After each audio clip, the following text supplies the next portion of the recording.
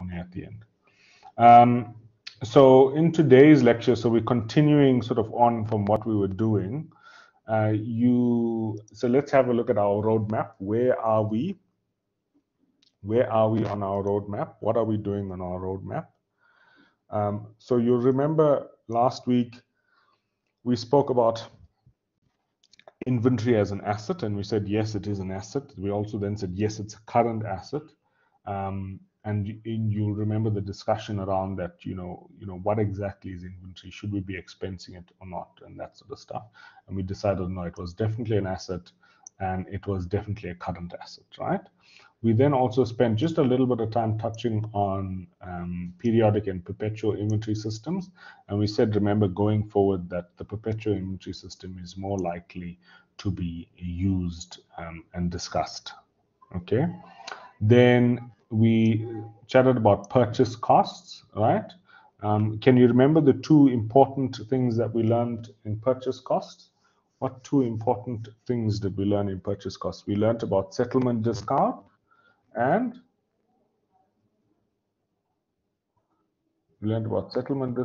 Forex, right? Can you guys remember that? Settlement discount and Forex. And we said for Forex, when we're buying, Forex means that we're buying from an entity that's outside our country. And we said there's a special date that we must translate the goods on. The goods that we are buying from our foreign supplier, we translate it on what date? What date is that? Just type that out in the chat for me. That's it, right? We translate it on that transaction date, right? That's correct. All right. So that's what we learned when we spoke about purchase costs. Then we started with conversion costs, right? So we did conversion costs, and remember we said there's two types of conversion costs. Broadly, there's two types of conversion costs. There's that variable conversion costs, which are easy. Remember, we didn't spend a lot of time on variable conversion costs. Why didn't we spend a lot of time on variable conversion costs? Because we said that the actual cost that we incur will be allocated to the actual goods that we have produced. Right? So that's the rule with variable costs, right? So we allocate the actual goods that we've incurred to the actual costs that we've incurred to the actual goods that we've produced, which is very simple. Actual to actual is very simple. The problem was when we started to talk about fixed costs, right? Now I'm just gonna, so this is our variable. Remember, this is the variable one. We said variable, we're gonna do the actual incurred to the actual produced. And that's going to be very easy because whatever we incur, we actually allocate, right? So that's easy. And then this was the more tricky one that we dealt with. Can everyone remember? So we said fixed costs, we won't be able to accurately allocate it to goods that are produced in terms of actual capacity or actual production. And that's because we never know what the total is going to be. Because they're fixed, we need to allocate them to the total of goods produced, and not just what is being produced incrementally, right? So we can't allocate them based on what we produced in 1 month or 2 months or whatever. We need to look at the entire year, right? And so then we came up with this thing called normal capacity, right? And remember, normal capacity is always disclosed or always presented in what? Is it in rands or units? What is it? In rands or units? Right? It's always presented in units. That's correct. Yeah. So normal capacity is presented in units. It's a figure that's presented in units and not rands. And so we said normal capacity is, another word for it is our best estimate. And remember, we said that it's our best possible estimate for what we expect to produce, right? For what we expect to produce, the number of units that we want to produce. That's what it is. And so we take our fixed production overheads, we divide it by our normal capacity, and that gives us an allocation rate. Okay, that gives us something called an allocation rate. Okay, and then remember this diagram that we had. We said we can incur costs and then we can allocate them. Incur means via the accrual system, we need to pay them, right? And we can pay them via bank or via creditor or via prepaid expenses or via accrued expenses, sometimes even depreciation, etc. So we can incur the costs, meaning that we need to pay them or they're fallen due, right? And that's incurred. But then we said on the credit side of this account, we need to allocate them, right, to goods, meaning that we appoint this cost to a good, and we say this rand that we've paid in terms of rent has been allocated to this specific good that we've produced, right? That's what we're doing. We're allocating goods. And so when we pop the normal production as well as the overheads into our formula, right? So we'll have overheads at the top and normal production at the bottom. We get that allocation rate, and we use that allocation rate to allocate it to the goods that are being produced, right? We multiply the number of goods produced by the allocation rate, and that tells us how much cost we need to allocate to work in progress or inventory, right? Everyone still on track? Everyone still remember what we're chatting about, right? Okay. Then we added an extra element to our discussion, and we said, okay, with the fixed costs, we can have a situation where we can incur a specific number, and that number doesn't equal what we allocated, right? And then we spoke about an over or under recovery, right? Remember that? Over or under recovery. Right, and so that's basically where we stopped discussing conversion costs, right? And that brought us to the end of conversion costs. Okay, so we had ended conversion costs last week Friday, and we did one or two examples. I think I can't remember. I think it was a couple of examples on Friday. Okay, so today what we want to speak about is this other costs, right? So we want to bring objective 2 to an end by talking about these other costs. So that's what we're going to do today. Also today, we're going to just briefly touch on the formulae that are used to allocate or to apply costs, right? And so these formulae, they are self-study. Remember, we said when something is self-study, it doesn't mean I need to study it on my own. It means you as the student needs to study it, right? Because I know a lot of people, when I say self-study, they say, oh no, sir said this is self-study. That means he's going to study it on his own.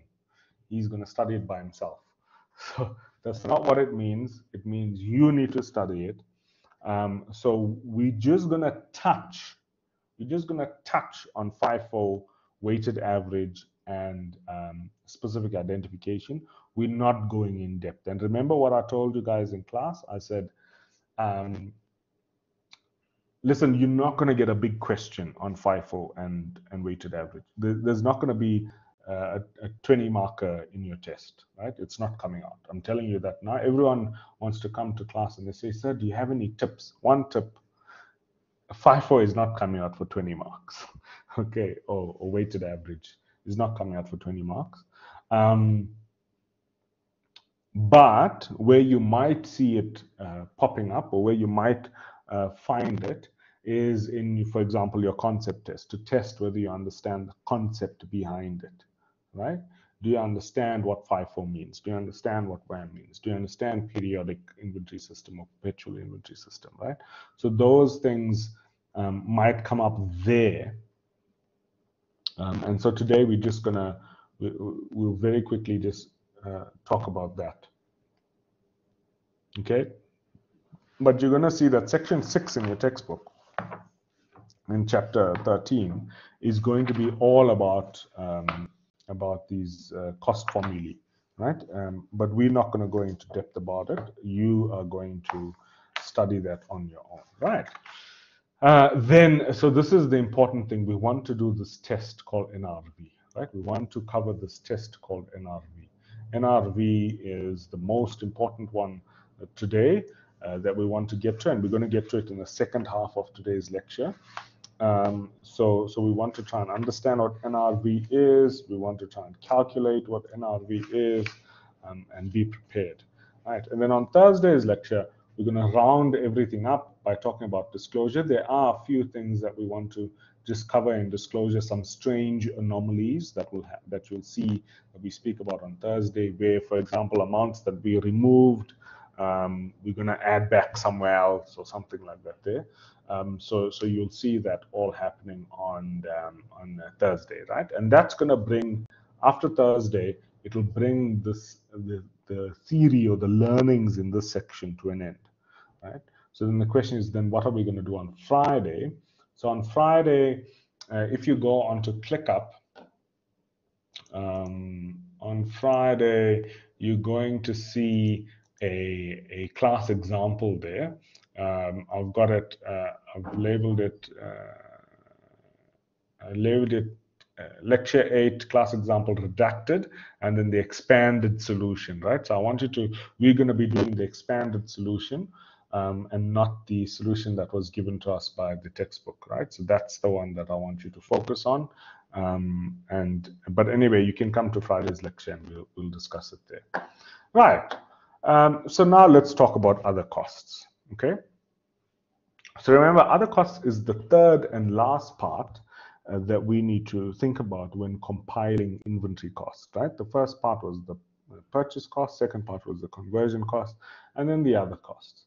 So other costs, there's a limited number of other costs that we're going to be exposed to, and I want you to focus on page 701. At the top of that page is where the stuff that you must not include is, right? So in terms of what we should be including, if we have a situation where there's a specific we have a specific client, and that client has asked us to specialize or adjust our products in a specific way, right? So there's some sort of specialization that we need to do, then we would include that in the cost of inventory, right? Because it was a cost that was incurred to make the inventory sellable, right? So because it was a cost that we have incurred to make the inventory sellable, we have to include it, right? So any special sort of amendment or customization that we're doing to our goods will be included. There's a thing called borrowing costs, right? We're not going to go into depth with borrowing costs. So borrowing costs is just basically talking to the fact that when we buy goods on extended credit terms, so when we go to our creditor and we say, oh, we want goods and we're only going to pay you in 2 years' time, there is an element of interest that needs to be included. Right? There's an element of interest that needs to be included, but that's outside the scope of back 200, and then the other one that we want to talk about is our storage costs, right? And we said we'll include storage costs when storage cost is a production process, right? When storage costs is a production process. Remember, we chatted in class and we said, what example can we have of something where storage cost is a production process? And everyone said alcohol, right?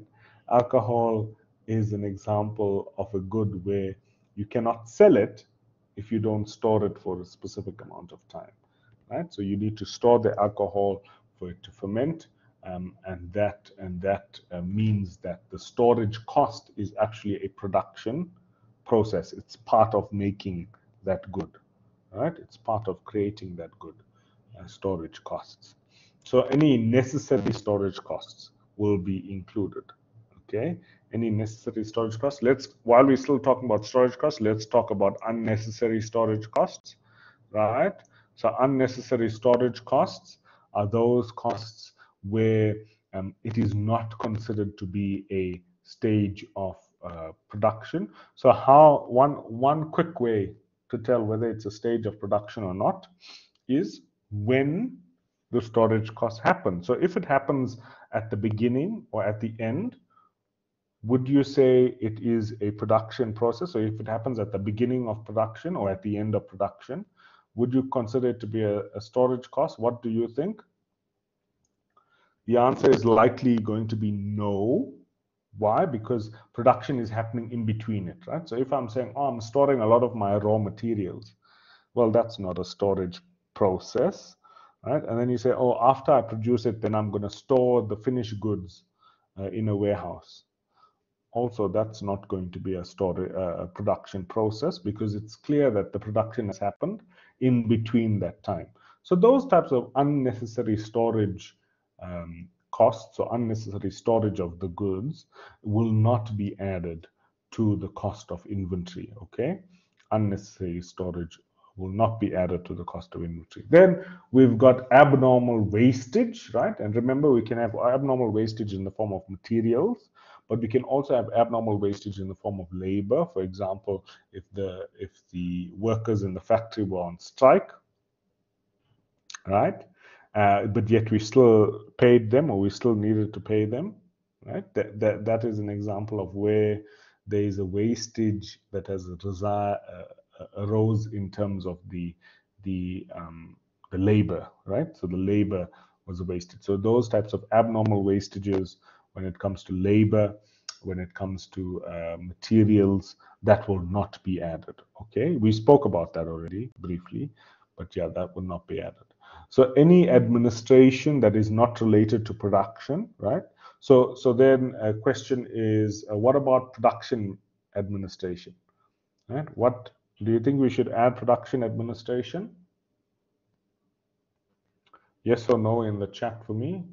If I tell you I've got production administration, would you add it into the cost of goods? Yes, you would add it. Why would you add it?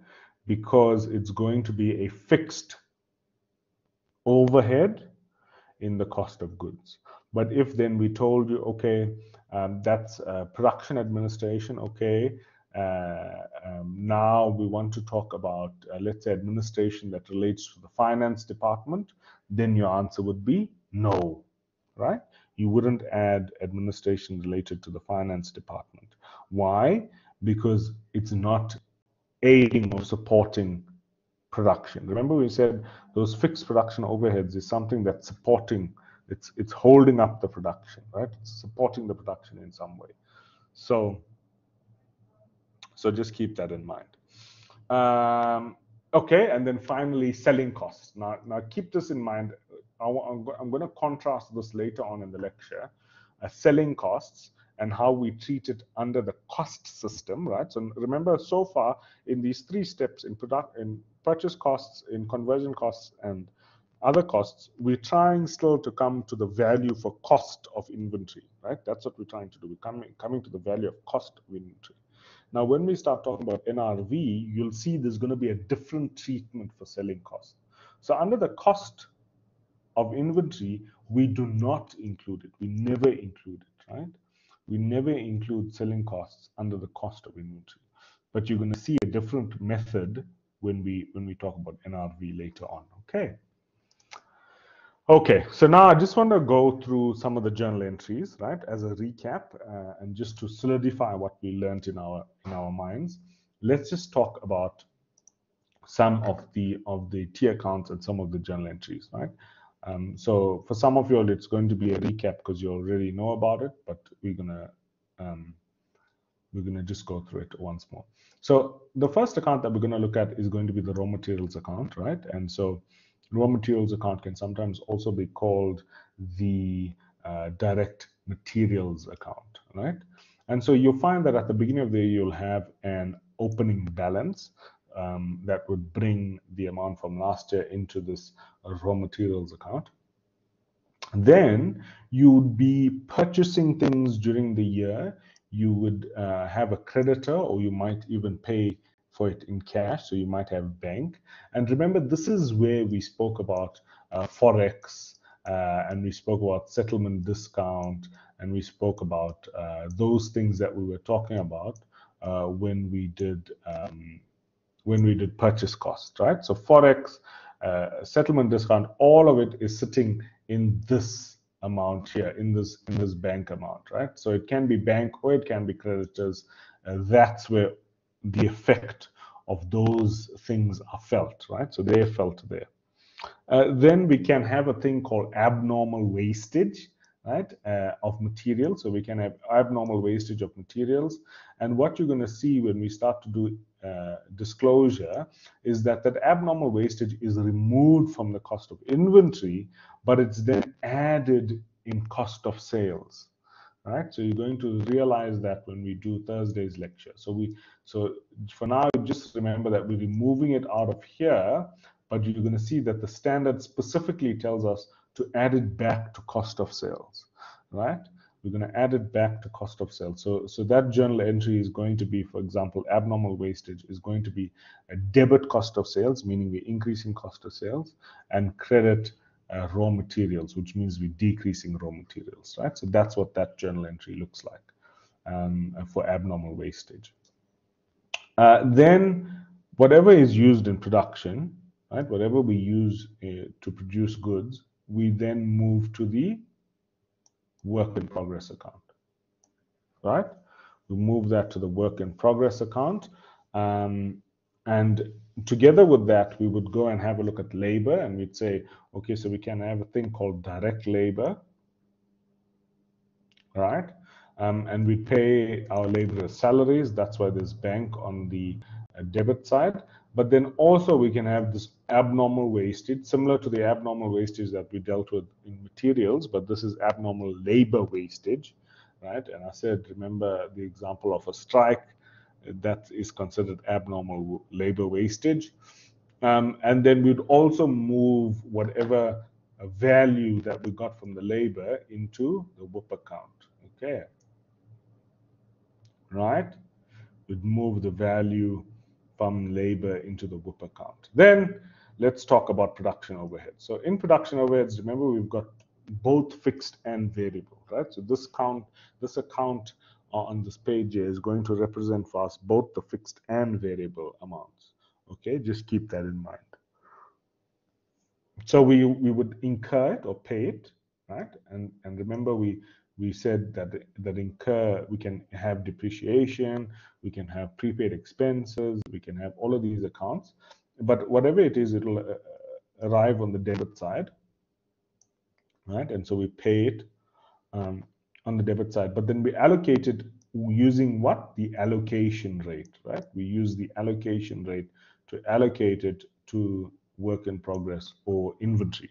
Okay, and then at the end of the year we can have either an under or over recovery. Remember, an under recovery means that we have not recovered all the costs we're supposed to recover, and because of that we then need to debit cost of sales, meaning we try and recover that remainder, so we make the cost of sales bigger, and then we credit this account called the production overhead account.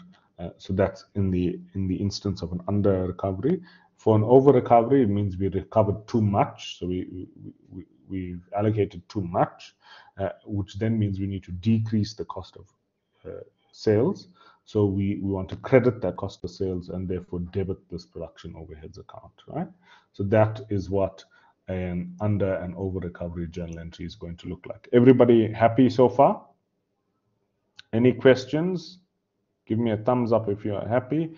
Does under serve as a balancing figure? No, it's not a balancing figure. You need to calculate that amount. And so that's what we were doing on Friday. We were learning how to calculate.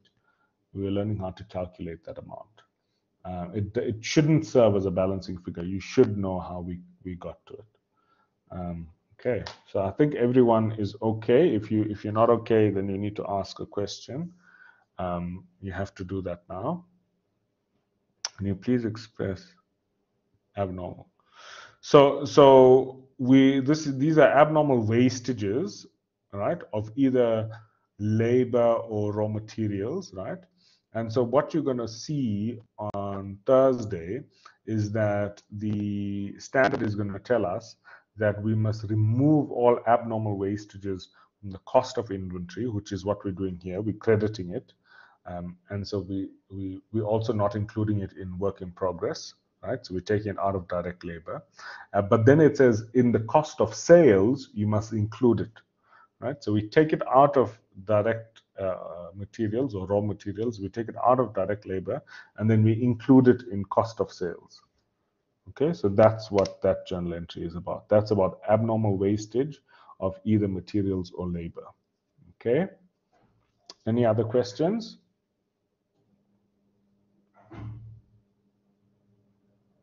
Okay, if you have any questions, we'll come back to them. We'll deal with them.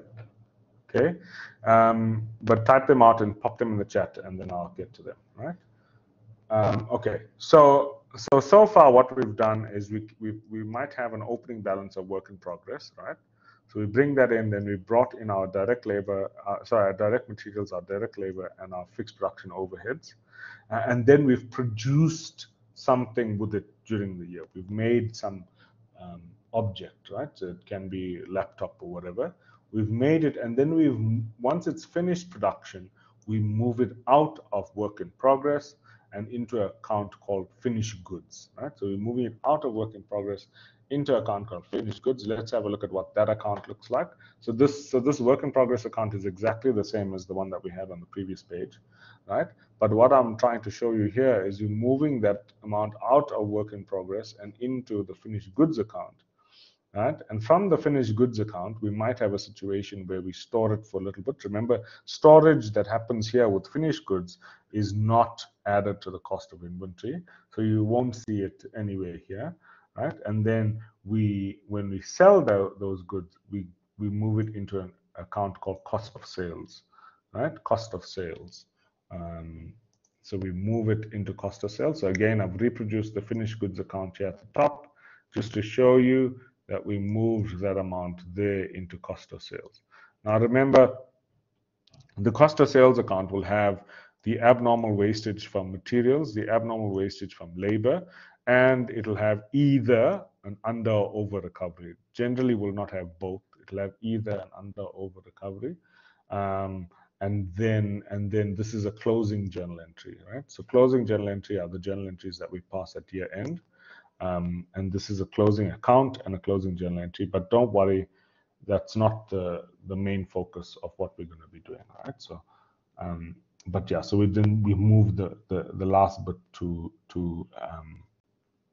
the trading account, which is then closed off at the end of the year.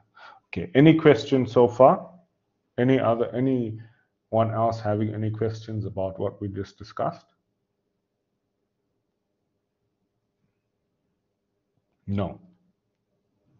Okay, moving on. So let's just do one more example so that we understand everything that we need to understand about costs. Okay, we're going to do one more example so that we bring objective 2, which is the calculating of the cost, we bring it to a close. We end it off, right? So let's talk about that. Okay, so we're dealing with this example called Baby Blue. Okay, so Baby Blue Limited manufactures blankets for newborns, right? It then says that Baby Blue Limited is in its first year of operations. Why is that important? Why is it important that it's in the first year of operations? What does it mean? No opening balances. That's correct, right? So when an entity is in the first year of its operations, there's going to be a 0 opening balances for inventory and for the other accounts too, but we obviously focused on inventory, right? So there's going to be a 0 opening balance for inventory, right, in the first year of operations. Right? And then we see, we read, and estimated that the normal annual production, right, is going to be 100,000.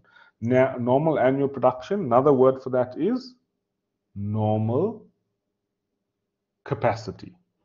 That's it, normal capacity. That's correct. So our normal capacity is 100,000 blankets. That's it. Okay. So normal capacity is 100,000 blankets. Okay. So we said due to teething problems, that's funny, right? Due to teething problems, because we're dealing with a baby company.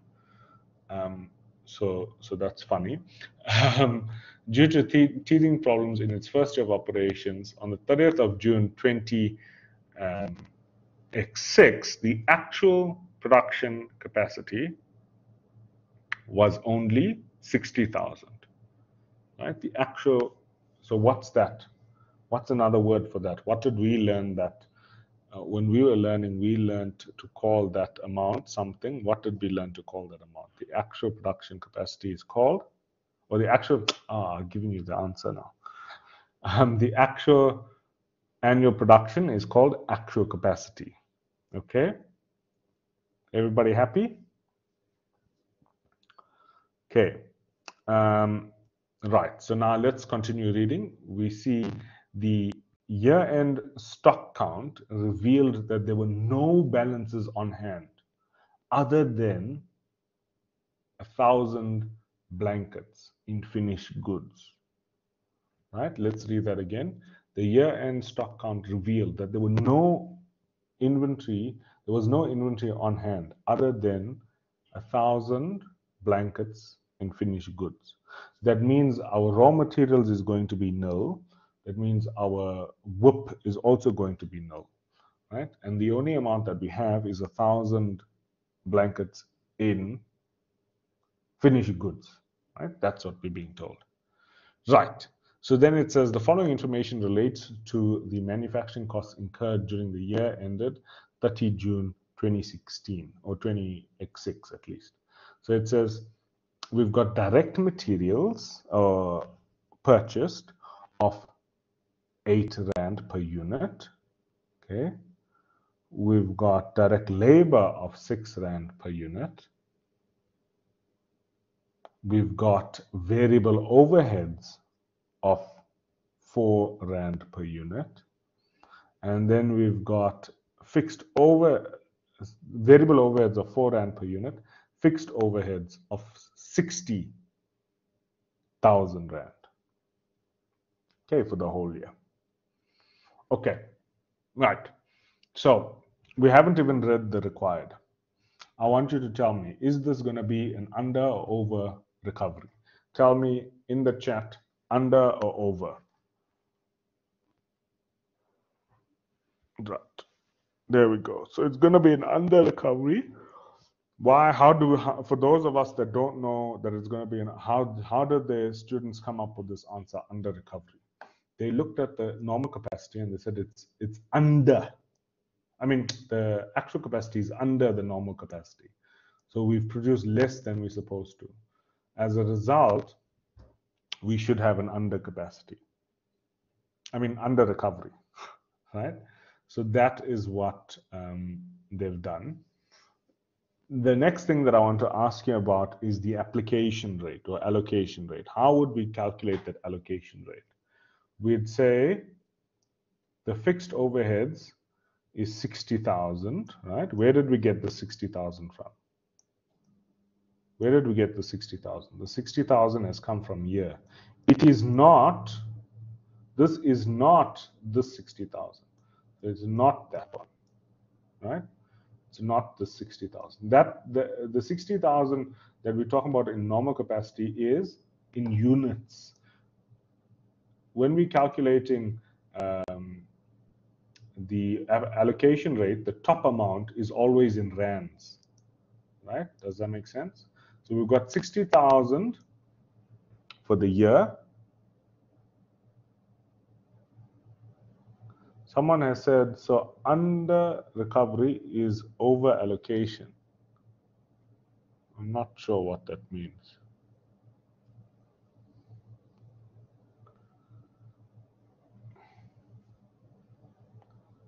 Under recovery is over allocation. So when there's an under recovery, you haven't recovered all the costs that you're supposed to recover. So therefore, you pass a journal entry to recover the remainder. That's what it means. Okay. So let's talk now about the allocation rate or application rate. So we're going to divide that by 100,000. Where did we get the 100,000 from? This is the normal capacity. So that's from there, right? Normal capacity, which gives us an allocation rate of 60 cents. Happy? Everybody knows how we got that 60 cents. Okay. Right. So that's our allocation rate. Now, so far we haven't even read the required, right? So far we've just been looking at the question. So now let's read the required.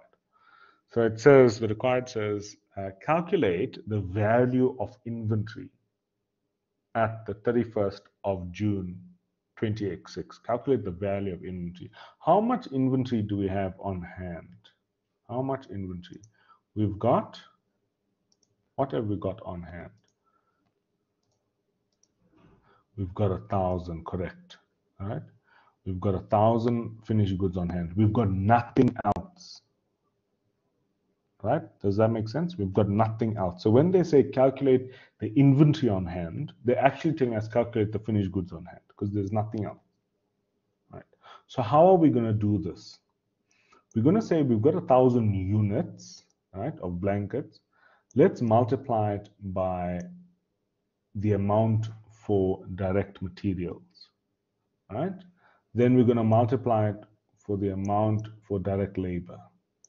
Then we're going to multiply it for the amount for variable overheads. And then we're going to multiply it by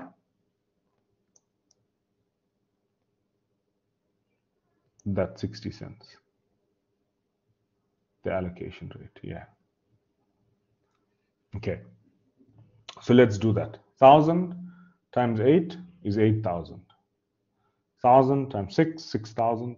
1,000 times 4, for variable overheads, 4,000.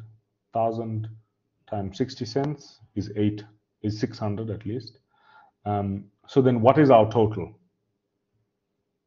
What's our total? That's it, correct.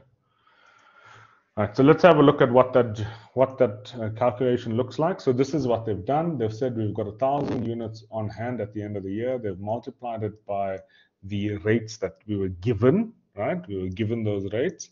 And then they did a little calculation here with the overheads, and they said they've got 60,000 on top. So this is what I said. This is the formula that we need to use. So 60,000 Rand on top, divided by the 100,000. And then we multiplied that also by the 1,000 to get 600, right? We got all of these amounts and we added them all up and we got the correct amount at the bottom of 18,600. Happy? Right. Let's look at the next one. Next one says, calculate the portion, right? The portion of fixed manufacturing overheads capitalized to inventory during the year. Right? So what does this word capitalized mean? Capitalized means when you take an expense and you now make it an asset. Right? That's what capitalized means. You take an expense or an amount and you create and you make it into an asset. So what are we doing when we are allocating fixed production overheads? We are actually capitalizing that expense. Make sense? We're capitalizing that expense. So when they're saying calculate the total fixed production overheads that are capitalized, they're actually asking us calculate the total fixed production overheads that were allocated to inventory. Does that make sense? Calculate the fixed production overheads that was allocated to inventory. So then how much would we have allocated to inventory during the year, right? How much, let me just erase some of these things here. We've got too many things here. Let's just erase that. Right. So how much would we have allocated? We would, as we were producing, right? We produced 60,000 in total, right? As we were producing, we would have said however many units, right? 60,000, let's say at the end of the year, multiplied by the allocation rate, which is the rate just above there, which is 60 cents, right? And that would have given us 36,000. Okay, so that would have given us 36,000. Let's have a look and see if that's true, right? So what they've done is they've taken the 60 cents, which is the allocation rate, multiplied by the actual, right? The actual capacity, the actual production, right? To say that we, in this year, we have capitalized 36,000. Happy? So I've got a question for you. How much was not capitalized? How much then was not capitalized? How much of the expense was not capitalized?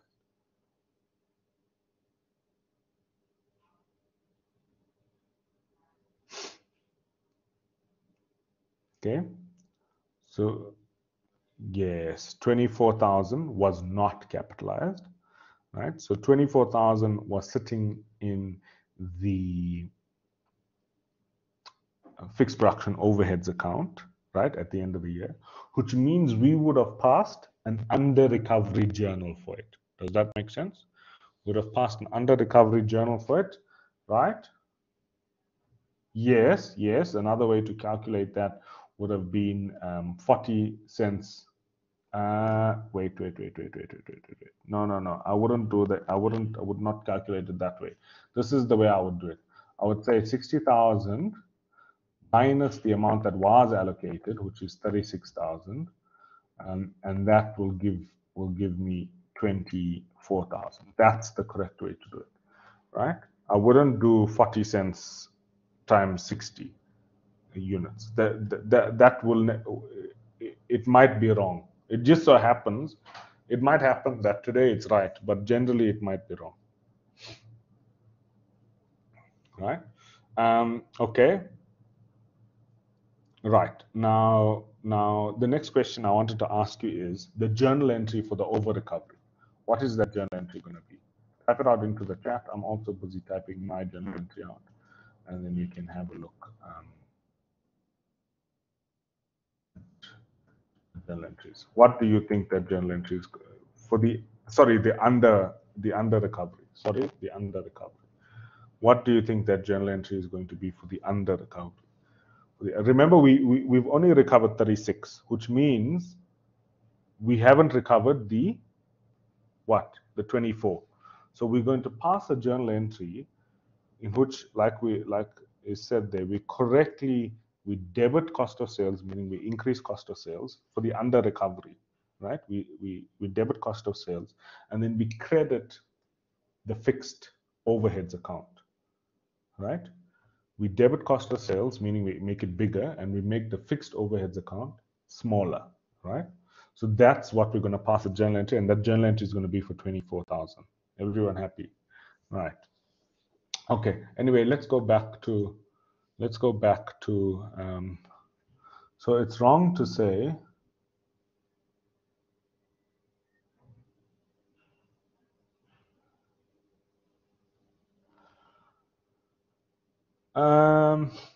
Yeah, that one is more correct, but I'll still use the method of saying 60,000 minus what was allocated. So the one way you say, okay, what is the production that hasn't happened? And the production that hasn't happened was 40,000. So if everybody looks at the chat, you'll know what I'm talking about. So someone's asked, what if we take the production that was missed, so the missed production of 40,000, and multiply that by the application rate? Would we then say, oh, then that we got 24,000? That's actually more correct than the other methods. But so you can use that method. But the fastest method for me would be just to take the total fixed production overheads and minus what was allocated. That for me would be the fastest method to use. But that method is not wrong. It's just the long way around. So it's not wrong. It's just a long way around. Yeah. Okay. Right. So let's have a look now. So it says 3, I'm not going to spend too much time on 3. Basically, they're saying how much of the fixed production overhead is still in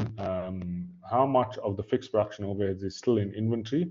Basically, what they're asking you to do is to take the 600 Rand from here, right, which we calculated already, and just give it to them again. So that's what they've done there, right? So it's 60 times 1,000. We're not going to spend too much time on that because that's a very easy question. Okay. Now, I want to focus in here on 4, right? So it says, calculate the portion of fixed production overheads that was expensed during the year. Expensed, right? How much of it was expensed? Remember, we tried to capitalize 36,000, right? And now they're asking how much of it was expensed, right? So would you accept that cost of sales is an expense account? Give me yes or no in the chat. Cost of sales is an expense account. Yes or no in the chat. Yes. Okay. So what they're trying to ask us now is they're saying how much of this fixed production overheads has passed through cost of sales. How much of the fixed production overheads has passed through cost of sales? How do we go about calculating that? We say, okay, right, we produce 60,000. Okay, we produce 60,000. Firstly, I want to ask you, how much have you produced throughout the year? Have you produced 61,000 or 60,000? Your answer is in the chat now. 61,000 or 60,000. What is your total production during the year? Right. So this is a thing that I noticed a lot of students were getting wrong. Right. You are not producing 61. You are only producing 60. Okay, you're not producing 61, because what some students will do is they'll say, oh, we produce, so there's 60,000, then we add this 1,000, right, and then we get 61,000. Right? That's not right. So you only produce 60. I see most of you got it right, the people in the chat. I see most of you said 60, which is right. In fact, all of you said 60. That's correct. But for those of us that didn't understand how or why, that 1,000, which is sitting there at year end, is already within that 60,000 total production. Does that make sense? The 1,000 is already accounted for in that 60 total production for the year, which means if we say 61,000, we're actually double counting that 1,000 goods on hand. Does that make sense? Right? The next question, how much then did we sell during the year? If we produce 60, we got 1,000 on hand, we must have sold 59,000. Make sense? Right. We produced 60, we got 1,000 still on hand, we must have sold 59,000. Okay, so when we sell goods, we take it out of inventory and we put it in cost of sales. So in that act of taking it out of inventory and put it in cost of sales, what are we doing? We are expensing it. Does that make sense? Right? We're expensing it. So when they're asking us how much was expensed, they're asking us, right, we've got 59,000 that was sold. Okay? We've got 59,000. Does everybody know how we got the 59,000? If you don't, you need to speak up now. If you don't know how we got the 59,000, you need to tell me now. Because then no use me going further.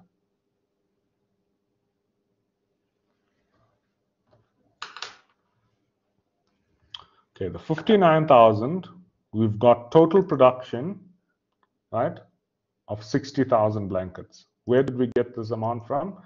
From the question, it says the actual annual production was 60,000 blankets, right? At year end, we only had 1,000 left over. Make sense? We only had 1,000 left over. That means if we had 1,000 left over, we would have sold 59. Okay. Would have sold 59. Okay. So you got 59,000 that was sold during the year. Now they ask us how much of the fixed production overheads is sitting in cost of sales, right? Or is expense. So we're going to say 59,000 times 60 is going to give us 60 cents is going to give us 35,400. What is another way to calculate this? So I'm assuming most people went this route here, right? So they said 59,000 units times 60 cents, right? This is what most people did to get that amount. What is another way to calculate that amount? What is another way to calculate it? Right? Another way, I'm just typing it out.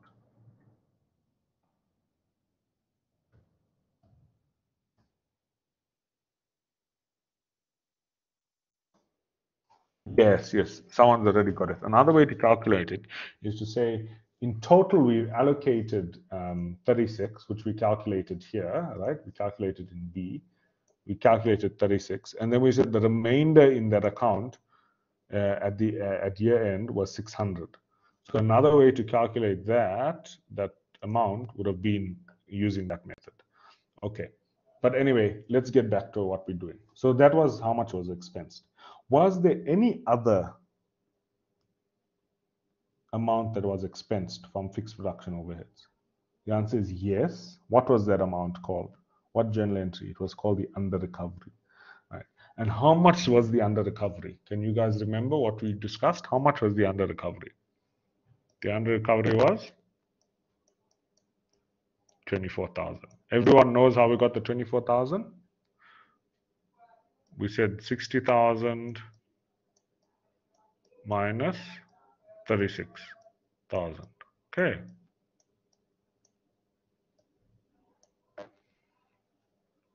Right, so that was the under recovery. This is the total amount that was expensed. Okay, so if we go to this required, we see that they got 35,400 plus the 24 gives us the total amount that was expensed of 59,400. Everyone happy? Everybody understands? We're all on the same page. Okay, cool. Right, we're going to take a break just now in about 5 minutes time. We're not going through the journal entries because the journal entries are very simple and you guys are going to do that for me on your own at home. All right?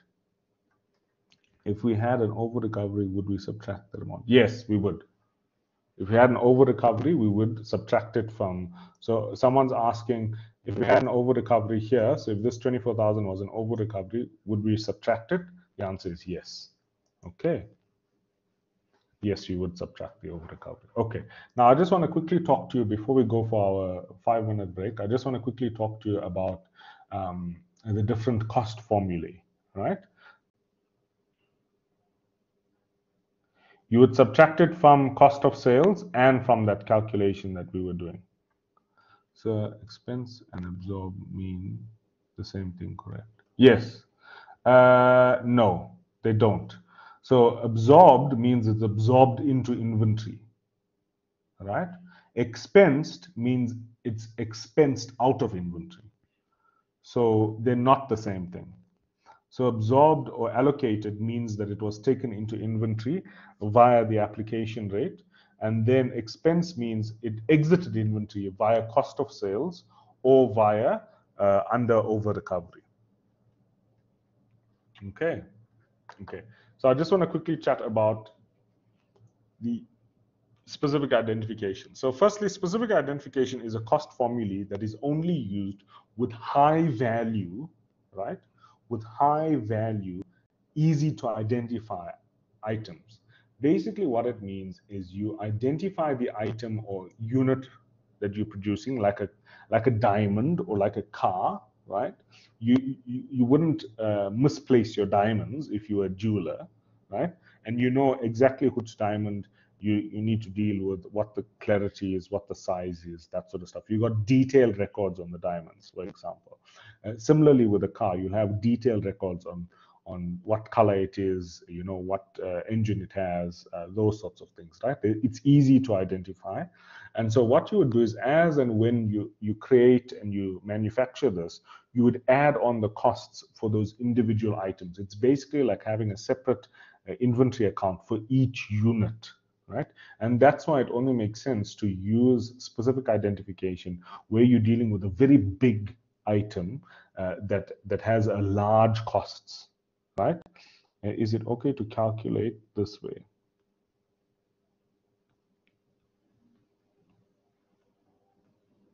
Yes? 60,000. Yes, that is okay. So what someone's asked, can we say the overhead amount of 60,000 Rand minus the 600 Rand, which is sitting in inventory, can we calculate that amount that way? And yes, you can. Yes, you can. Yeah, you can. Okay, the question was not stringent enough to prevent you from doing it that way. Sometimes a question might say, make sure that you disclose what the under recovery is, and then you'll be forced to calculate it in that way that I showed you. Okay. Anyway, back to our story. So we were saying that specific identification is only used for items that are very high value and can be easily identified. It's basically like creating a separate uh, uh, account for specific items and allocating and compiling costs in that specific item alone. All right, so that's what specific identification is. Then I quickly want to talk about FIFO. So FIFO is when the sequence of use of a product is always the same. So if you're using the product always in the same sequence that you bought it, okay? You're using a product always in the same sequence that you bought it. One example is of where FIFO has to be used. One example is fruits and vegetables, right? So, and for example, milk. Yeah, fruits and vegetables, milk. When you buy, let's say you are a green grocer, right? You buy, let's say, bananas on day 1, and then you buy again bananas on day 2. You would never put the day 2 bananas out first, right? You must first put the day 1 bananas out. And the reason why you do that is because you don't want to have a situation where your produce goes bad, your goods, your inventory goes bad, right? And so in that situation, you might have a big wastage, right? You might have large amounts of wastage if you don't do this. So, for example, those are perishables, situations where you have to use FIFO. And so how FIFO works is if you have, let's say, a supplier, and generally it also happens a lot with, yes, all perishables, yeah. So generally, when you have perishables, you find that the price varies quite a lot. So, for example, in winter, you might find that the price of summer fruits like nectarines and those types of fruits and plums and stuff will go up, right? And the price of winter fruits like your citrus fruits, like your oranges and stuff, will start to come down, right? And so what you then will notice is that using FIFO, you are able then to say, oh, I've bought this on day 1 when it was cheap. I've bought these, let's say, bananas on day 1 when it was cheap. And so when I'm costing it for the purpose of resale, I must be aware of the cost that I paid for it, because the cost can vary depending on when I bought it. So it's so important to use FIFO in those situations, because it helps you to make good business decisions.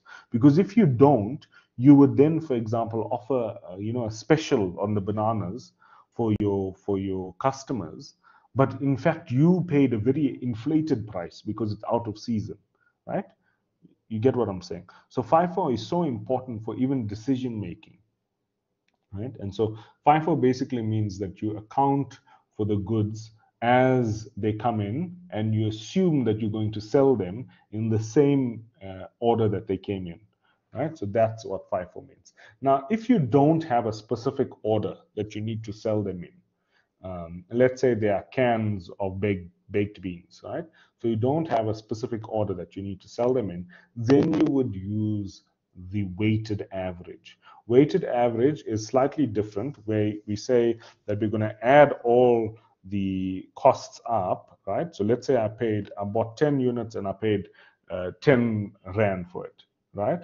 I would add that up to a different purchase that I made on day 2, where I bought 20 units, but I only paid 15 Rand for it, right? And I would add that up, and then someone's asked, so it also applies to seasonal clothing.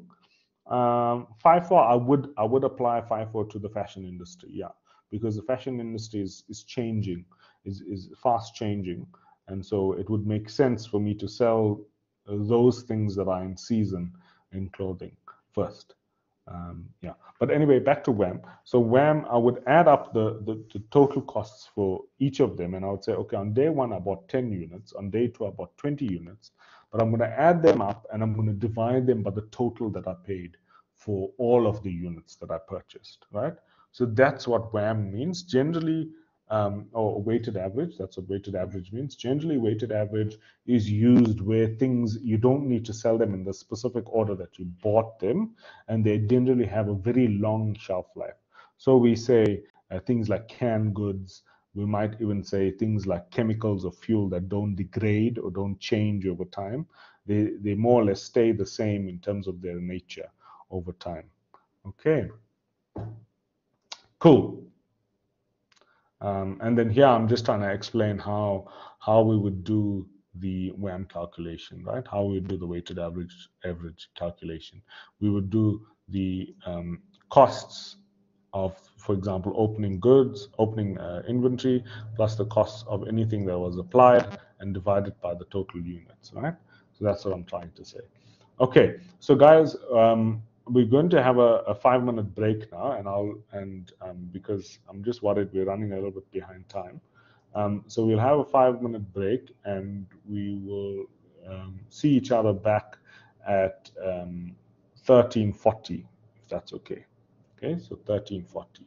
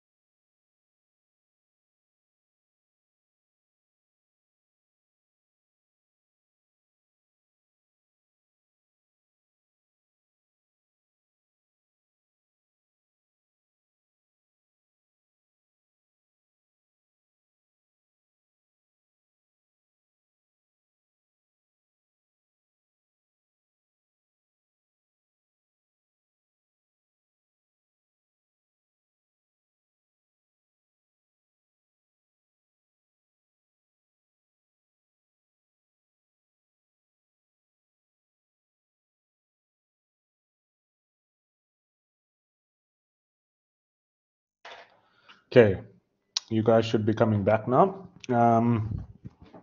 Okay, so let's continue on with our discussion now, and we're going to go into this area called NRV, or net realizable value, right? So just a quick recap on the map of where we at. So remember we did the basics of inventory upfront at the beginning of last week. Then we did purchase costs. We finished off conversion costs last week. We did other costs a little bit earlier on, and then remember weighted average, FIFO, and specific identification is self-study, right? And that's in section 6 that you guys are going to do for me. And now we want to focus on this new thing that we're learning called net realizable value. Net realizable value, right? So that's what we want to focus on today, right? And then obviously Thursday we're going to do some disclosure. So I just want to cast your minds back to the example that I told you about. I think we are doing revenue. When I said, if I were to ask you to determine your marks for the year, would I have a problem of the marks being too high or too low? Can you remember that example? Right? I said, if I ask you to determine, give me what mark you want for the year, and I will allocate that mark on ClickUp or on the portal. Then I said, do you think it'll be too high or too low? And everyone said, listen, it'll be too high, right? That made sense, right? So now we're sitting with a similar situation. So what we've done so far, right, is we've purchased goods, we've allowed the entity, we've allowed the business to determine what the costs are, to determine what the labor rate is, to determine what all of the rates are that relate to conversion costs. We've also given them the ability to deal with weighted average or FIFO. But the problem is all of this is being determined by whom? By management or the accountant, right? So there is a risk that management or the accountant will overstate. Why is there that risk? Why do we think that's there? Because their jobs depend on the company looking good, right? So if on the balance sheet they have this massive inventory asset, it looks better than if they had a very small inventory asset, right? Do you agree? So as a result, we may have a situation where the inventory is overstated, right, or is too high. Remember, we said when something is too high, we can say that it is overstated, right? So we might have a situation of overstatement of the inventory. Okay, they might overstate their inventories. So what do?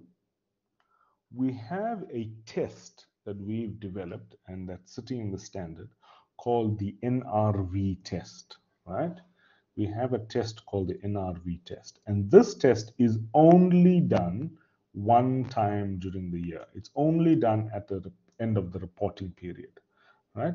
Now, some companies might have two reporting periods in one 12-month period. So you might have a company where they report every 6 months.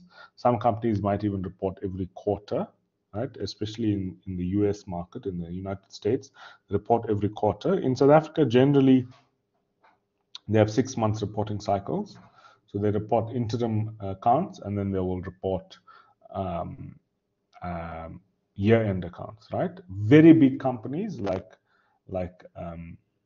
your ShopRites and that sort of stuff, they might do quarterly accounts. They might do quarterly reporting, but not all the companies. Okay. So we are only supposed to do this test at the end of a reporting period, at the end of a reporting time, right? And so this test is not done every day, because remember, every day what we're doing, we're compiling the cost. Okay. So what does this test look like? The test says that we must measure inventories at the lower of cost or net realizable value, right? So cost is okay because cost we were calculating all this while, right? Remember, cost is objective 2, right? Cost is objective 2. We were calculating it. It's made up of those 3 things. What 3 things? Purchase costs, conversion costs, other costs, right? So cost is okay because at the end of the year, the inventory would already be measured at cost. Okay? At the end of the year, the inventory would already be measured at cost. Okay? So our solution to the problem is now to find out and to decide what is this net realizable value. Now let's just have a look at this word net realizable value. What does that mean? Net realizable value. So net realizable value, if you look at what the word is trying to tell us, it says what amount can you realize? Realize means what amount can you convert to cash? What amount can be converted to cash with regard to this inventory? Right? That's what realizable means. Right? When you realize the value, it means you convert it into a liquid format. Right? A liquid format means cash. So what amount of value can you convert? And then it says what is the net realizable value, meaning that we must take out any costs that we would have incurred to arrive at this realizable value, right? So it must be net of the costs incurred to arise at the realizable value, to arrive at the realizable value. So that is what net realizable value means. And we're going to talk a little bit more about the calculation just now. So this is what I'm saying here. I'm saying that we might have a situation where we're overstating the potential value of our inventory, and therefore we need to write it down, right? We need to bring it down to this net realizable value. And notice it's the lower of cost or net realizable value. So if cost is lower, right, and we're already recording it at cost, would we need to do anything? So the question is, we're already recording inventory at cost. Everyone's happy. And if the cost is lower than net realizable value, would we need to do anything? No, because it's already at the lower amount. Right. So we only have a problem. We only need to do something if NRV, right, or said differently, net realizable value, if NRV is lower. All right. So this is the test that we're going to do. So what is the idea behind NRV? Right? What is the rationale? What is the principle? The idea is that we never want a company, okay? We never want a company to have inventory on hand that is valued at more than they are going to get. In other words, we never want a company to have inventory on hand where they're going to make a loss when they sell it, but they are trying to tell the users of financial statements, I'm not going to make a loss. Does everybody understand? We never want that situation where we enable the entity to lie about what they are going to get in terms of profit, right? So that's why you see net realizable value is focused along the lines of selling something, right? Whereas cost was more focused on how much did it cost us when we bought it, how much did it cost us to produce it, you know? So cost is focused on the production of the thing, whereas net realizable value is looking into the future, is looking into the sale of the item, right? And what you'll find is that the net realizable value is only tested, we only normally test net realizable value on the finished goods, right? On the finished goods of an item, or of the production. If we have a situation where the finished goods, the net realizable value is lower than the cost, which means we need to do a write down, then we need to do additional tests on the other items. So then we need to do additional tests on the WIP and the raw materials, etc. But if we only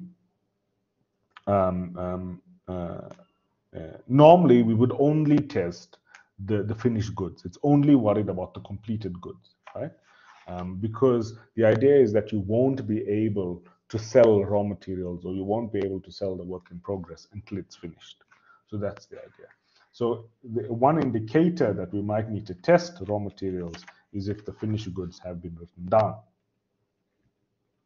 Okay. Does everybody understand why we normally don't test raw materials? Do I need to explain that again? We normally don't test raw materials because we expect the raw materials to be low because it hasn't gone through production, and because we are not able to sell raw materials, right? We're not able to sell it, and therefore we can't. Normally, we won't be able to realize that value. The only value we'd get is like a scrapping value. Okay, so we normally only test finished goods. Is this in the scope for test one? Raw materials written down. Yes, it is in the scope.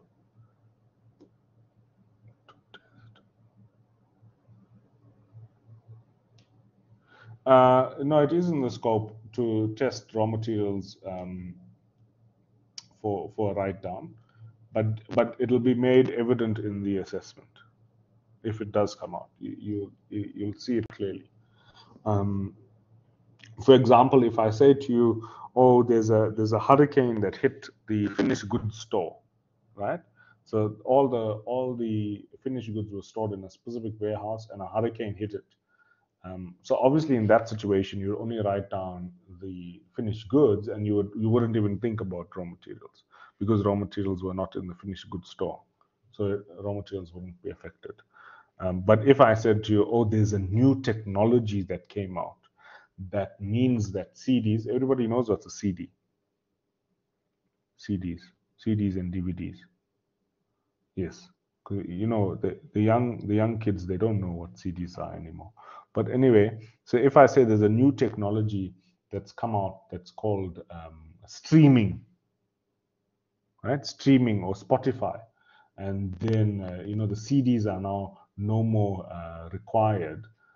Then you might say, oh, this technology now is not only going to affect raw materials, it's also going to affect, I mean, it's not only going to affect finished goods, it's also going to affect raw materials and work in progress, because the whole production cycle is now affected, right? So you need to think about it carefully, but it will be made evident to you in the question. Okay. Yes. The next thing I want to ask is, it sounds a little bit like when we talk about net realizable value, like we're talking about fair value, right? And then the question is, you know, is this the same as fair value? Is this the same as fair value? Because often when we talk about fair value, especially under impairments that you guys are going to do a little bit later on this year, it'll say fair value less cost to sell or less cost to dispose of the item. This is not the same as fair value, right? It's not the same as fair value. Why? Because this specific amount is entity specific, means that we look at our specific entity when we come up with this amount, whereas the fair value amount is looking at the market, right? The general market. So when I say we look at our specific entity, for example, there's going to be a slide. In fact, let's just go there quickly. You're going to see that when we look at our specific entity, we look at the purpose for why we're holding inventory. So if we're holding inventory because we've got a binding sales agreement with someone, right, then we must take into account that contract price when calculating NRV, right? Because we've got a sales agreement that binds us, that says that we have to deliver this specific products to our customer. So in that case, we are being bound, and this is entity specific. So we have to use that when we calculating our NRV amount, right? So I hope that makes sense. So what are the components of NRV? What parts make it up? What are the pieces of the puzzle? So NRV is the estimated selling price, right? And notice we have to do it during normal course of business, or if we want to take into account, like we said, any sort of special contract that we have. Why are they saying normal course of business? What are they trying to prevent us from doing? They're trying to prevent us from looking at some sort of extraordinary change in the market, right? So they don't want people to overestimate and say, oh, I think CDs are going to become very popular amongst the Gen Z generation. So I think I'm going to overvalue my CDs, right? So they want you to say what is normally happening in this business, what is currently happening, what is the normal business practice here, right? So that's the first thing. The next thing they don't want you to think about is scrapping value, right? So scrapping value is where you're just going to throw it in the bin, basically, right? So they don't want you to go and say, oh, I'm just going to throw this valuable diamond in the bin, and let me just think that I threw the diamonds in the bin and use that as my NRV, right? So they want to avoid that also. They want a balanced approach. So that's why they say during the normal course of business, and then they say less any estimated costs, and they've got two types of costs that they want you to remove. They say cost to complete and cost to sell. Notice how here we're taking into account the selling costs, whereas when we are calculating the cost of inventory, we never took into account the selling cost that we would have incurred in order to sell it to a customer. But here we have to take into account the selling costs. All right, does that make sense? So what we do then is we come up with the estimated selling price, right, which is the price that we're planning to sell it at, right?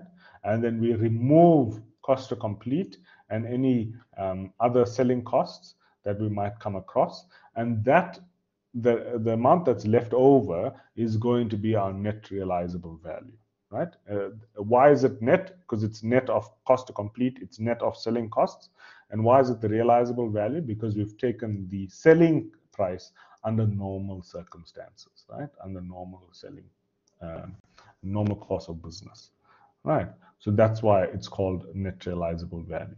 Now, again, let's have a look at what we're saying here. So I say, what's going on now?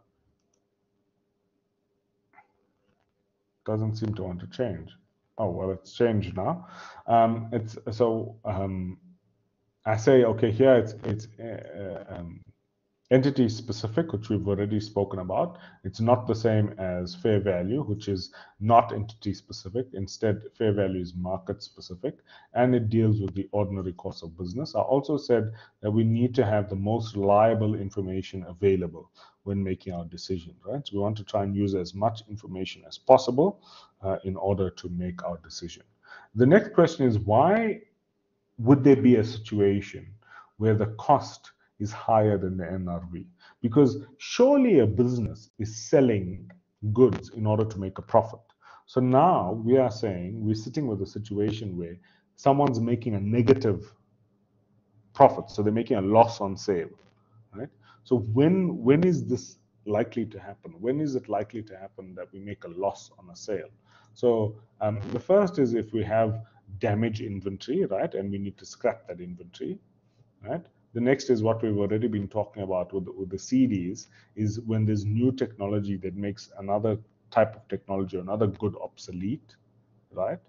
If we have a situation where the entity is a price taker instead of a price maker, right? So if you think of like the maize industry, most individual farmers are going to be price takers. They just have to sell it at whatever price the market determines, right?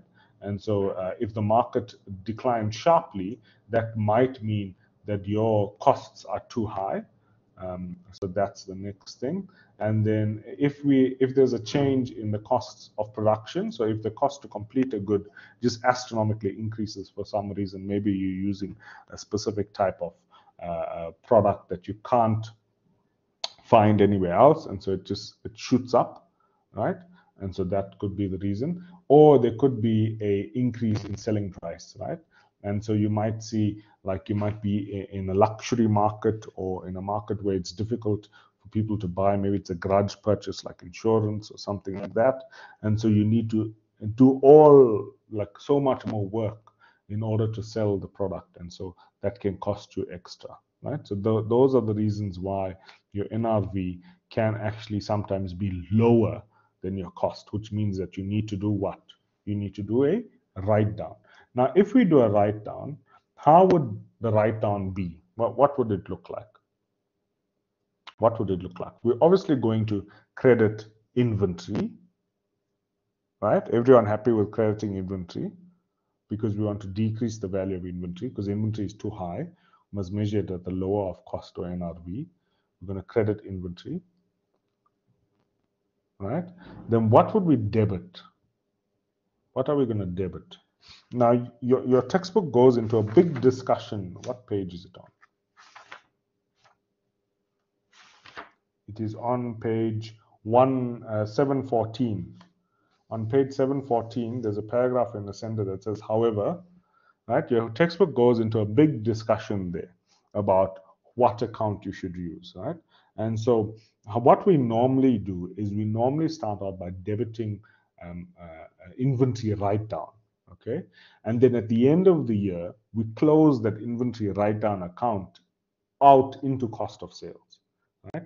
So that's what the textbook argues for. The textbook says, listen, because there are other costs that are sitting in cost of sales that relate to goods, for example, the abnormal wastage and such things that relate to the cost of producing this good, we must also include the write down in that cost. And so that's sort of the step that we've taken as well, is that we've said, in this situation, we'll write it out to so we debit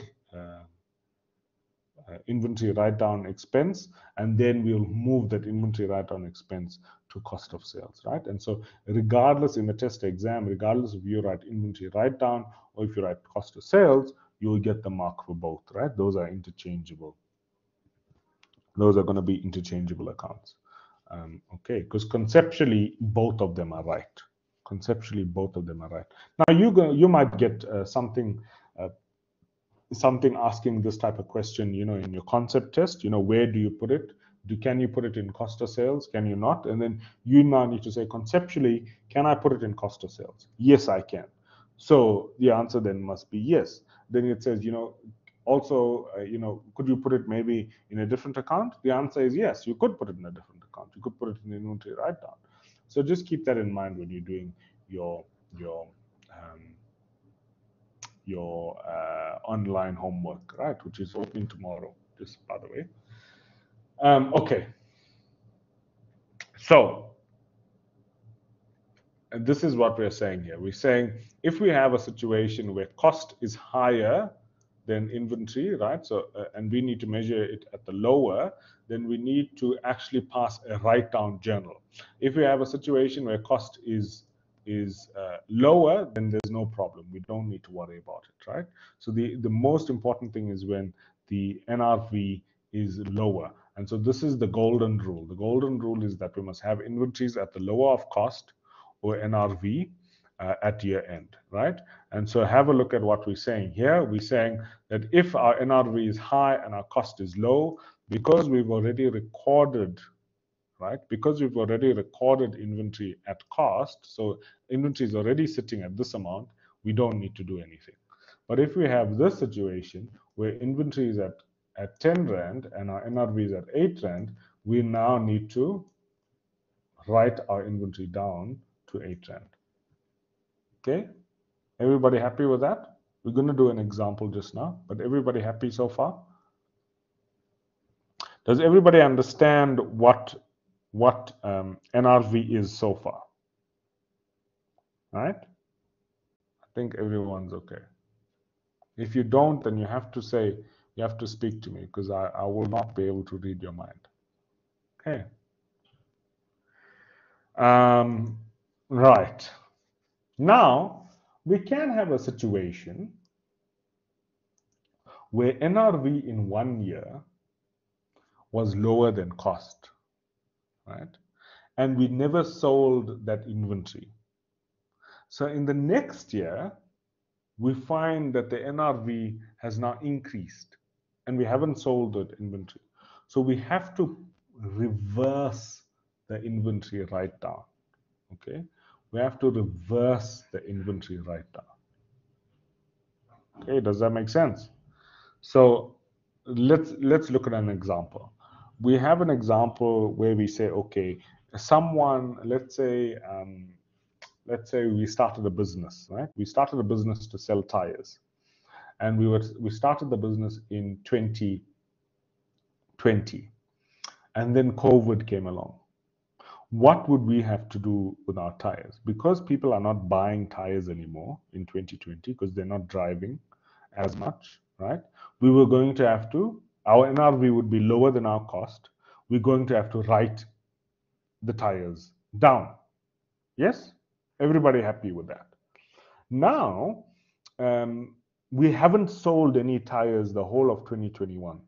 Okay, we didn't sell any tires for the whole of 2021, and then it came to 2022, right? And now we see, hey, you know, a lot more people are going back to work, right? What's going to happen to NRV now? Is it going to go up or down? Is our NRV going to go up or down? Right? Our NRV is going to go up. So we now need to reverse that write down. The key is that we've got the same goods that we wrote down. If they're different types of goods, then we don't need to worry about them, because if they're new goods, they would now be again recognized at revenue at cost, right? So it must be the same goods that we wrote down.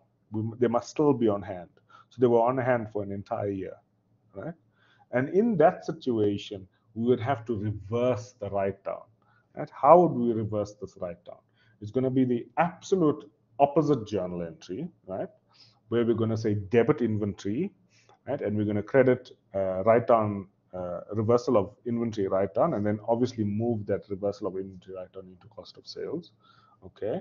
So that's what the journal entry is going to be. But the key is that we can never recognize it higher than cost. Why? Why can we never increase it or reverse it higher than cost? Because then we're breaking the golden rule. Remember, the golden rule said it must either be lower of cost or NRV. So we can write it back, right, as long as we remain at the lower level. So if NRV is higher than cost, then we can only write it back up to cost. If NRV is lower than cost, then we must write it back up to NRV, right? We must always keep it at the lower of cost or NRV. Does that make sense to everyone? Everyone on the same page there? Right? Okay. Right. So we can have this thing called an inventory, a reversal of inventory write-down. Okay. Now that is quite a complex topic, and you might be, you might see it, for example, in a concept test or something like that. You're not going to get a big question on it in your test and exam. Okay. Cool. Okay. Now let's do an example. Okay, let's do an example. Okay, so let's read together. It says Toolkit Limited is an entity that manufactures clickers for educational purposes. Does everyone remember what clickers are? Clickers we used to use before COVID. They're like these little things that we used to give to students, and they had to click the answer. Right? Anyway, so clickers for educational purposes. Then it says Toolkit Limited has been the only supplier of clickers in Gauteng for the past 5 years. Right? What does that mean? They've got a monopoly. They can push their price up. Right? They can have a high price. Okay. Right. Then it says during the 2019 financial year, Toolkit Limited manufactured clickers at a cost of 350 Rand per unit. It then sold the clickers for 400 Rand per unit. Happy? Right. Towards the end of the 2019 financial year, a major competitor entered the Gauteng market. Right? Since the competitor produces their clickers at a significantly lower cost than Toolkit Limited, the competitor can sell their clickers at 345 Rand per unit. Okay, starting on the 31st of December 2019, Toolkit Limited will have to sell their clickers at the same price as their competitor and incur additional advertising costs of 5 Rand per clicker in order to retain their market share. Right? Toolkit Limited has 500 clickers on hand on the 31st of December 2019. Okay, now I want to start off with cost. Right? Let's start off with calculating the cost. How would we calculate the cost? Right? We're going to say number of units is 500 multiplied by, what should we multiply? Should we multiply it by 350 or 400? 350 or 400? One person says 350. Anyone else?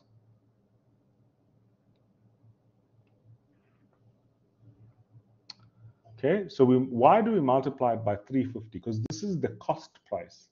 The 400 is the selling price, right? It doesn't make sense to multiply it by the selling price when we're trying to calculate cost. So we multiply it by the 350. What amount do we get? We get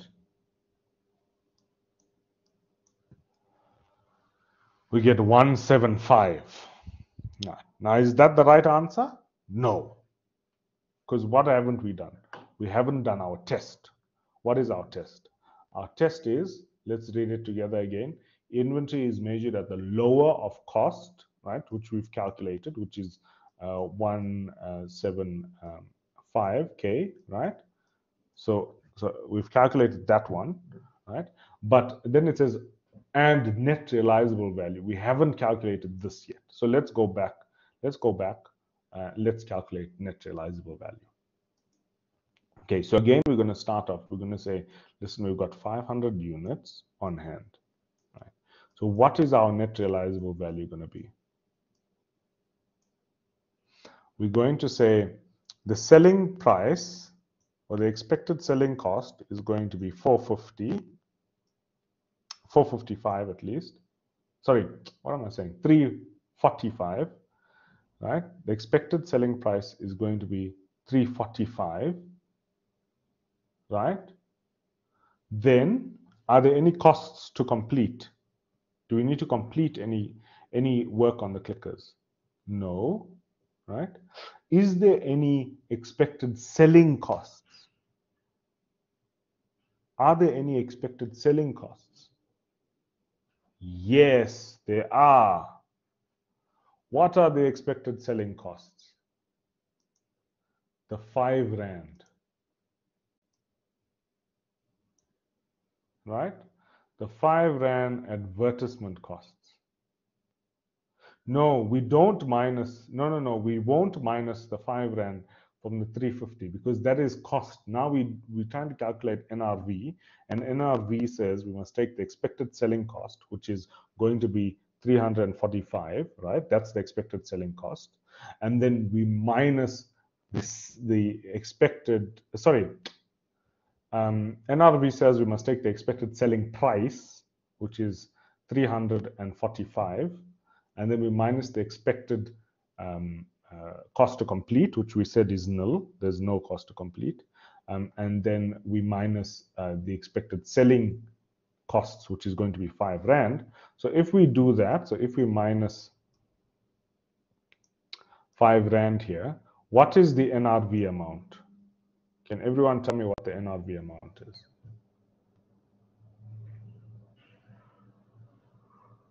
Yes. The NRV amount is going to be 340. We multiply the 340 by the 500. And the correct answer, so we multiply the 340 by the 500, and that gives us 170. So we've got 170 and 175. Which is the lower? NRV is the lower. What do we need to do? we need to write down, right? How does our write down going to look? It's going to be debit either cost of sales or inventory write down. Now for inventory write down, I'm going to say I, that's inventory. I'm going to say W, that's write, and then I'm going to say down, right? So inventory write down, and we're going to credit inventory. Okay, that's INV. Inventory is INV. Okay, so we're going to do that for how much? For 5,000 Rand. Okay, so the correct answer here is going to be A, right? That is what the amount needs to be at year end. And our journal entry is going to look something like this, all right? So our journal entry is going to be cost of sales or inventory write down, right? Why do we minus the 5 Rand? Because remember when we go, so let's go back and have a look here. So we said in order to calculate NRV, we do expected selling price, right? Minus, so there's less here, minus any cost to complete or any cost to sell.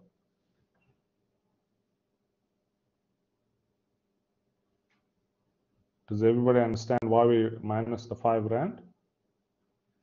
Because the 5 Rand is a cost to sell. Okay, the 5 Rand would be a cost to sell. Because if we read the question again, let's go and read the question again. So it says they're going to incur, let me put my highlighter on. They're going to incur additional advertising costs of approximately 5 Rand. So that is a cost to sell. Advertising cost is a selling cost, right? And so now they're going to incur this additional selling cost due to the fact that they've got this new competitor, right? And therefore the value of their goods have now decreased. Okay, so again, this is what the journal entry will look like, right? So it's going to be debit cost of sales, and we're going to credit our inventory, meaning we're making our inventory smaller, and it's going to be for an amount of 5,000. How did we get that 5,000? We netted it, the 175 minus 170. That's what we did. Okay. Questions? Does everybody? What you need to understand is that in order to come to this stage, there's so many other stages in between that we need to go through, right? It's not difficult in and of themselves. I think the key is just to remember to do NRV, right? So how do we remember that we need to do NRV? If we are asked a question, so look at how the question is stated here. It says, what is the value of inventory, right, in the financial position at the 31st of December? Now, we know this is a year end, so they're asking us for something at year end. So let's just remember in our minds, whenever they're asking year end, we must always test NRV. Whenever any question is asking us about year end, we must test NRV. Okay, so if we can remember that, we're going to score ourselves quite a lot of marks. You would not believe the amount of marks that students miss out on because they don't do the NRV test, right? There's a lot of easy marks in NRV test, and all the information will be given to you in the question. So there's not like tons that you need to calculate on your own. Okay, right. Now that's the end of today's lecture. But I just want to quickly chat to you a little bit about